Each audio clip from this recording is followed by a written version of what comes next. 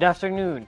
Tony Yang, who is being linked with a illegal online gaming facility allegedly owned by dismissed Mayor Alice Go, admits that he also goes by the name Antonio Lim. During a Senate hearing on Tuesday, September 24, Yang, through an interpreter, says his real name is Yang Jianshin, but he used the alias Antonio Lim on all Philippine government documents. But Senator Risa Ontiveros points out that Yang used different names on separate documents at his convenience. According to Ontiveros, he used Yang Jianshin on his alien certificate of registration, Antonio Lim for a driver's license, then only Antonio Lim for his tax identification number.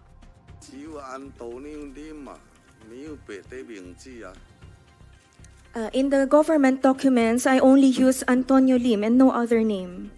Hindi totoo na isang pangalan lang ginagamit nyo, iniiba-iba ninyo.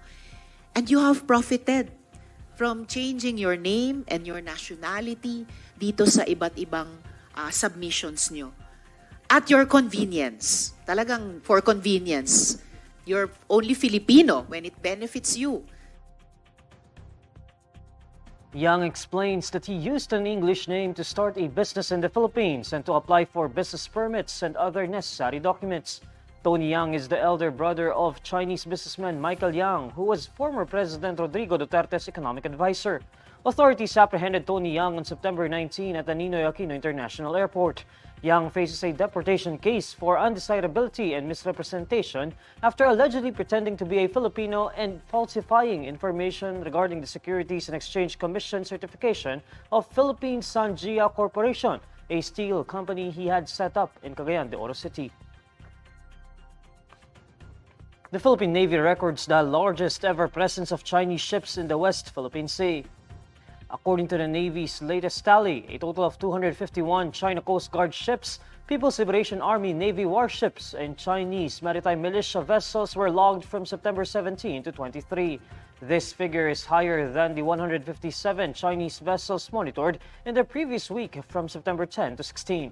The latest figure also surpasses the previous record of 207 Chinese vessels logged in the West Philippine Sea from September 3 to 9. The Navy also records the biggest number of Chinese warships to date in Escudo Shoal in the West Philippine Sea, with a total of 11 People's Liberation Army Navy warships seen at the shoal from September 17 to 23. Despite this, Navy spokesperson for the West Philippine Sea, Rear Admiral Roy Vincent Trinidad, maintains that China does not have a de facto control of Escudo Shoal even after the pullout of BRP Teresa Magbanwa. Beijing claims most of the South China Sea, including the West Philippine Sea, despite an international tribunal ruling that its assertion have no merit. China continues to reject the arbitral ruling and acts aggressively against Philippine vessels in the West Philippine Sea. The House of Representatives is deferring plenary debates on the Office of the Vice President's proposed 2025 budget after Vice President Sara Duterte skipped the hearing.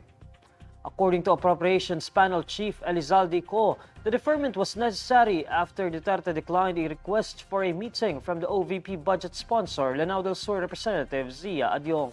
In a September 11 letter addressed to Adyong, Duterte acknowledges and declines the Appropriations Committee Vice Chair's request for a meeting to discuss the OVP's proposed budget.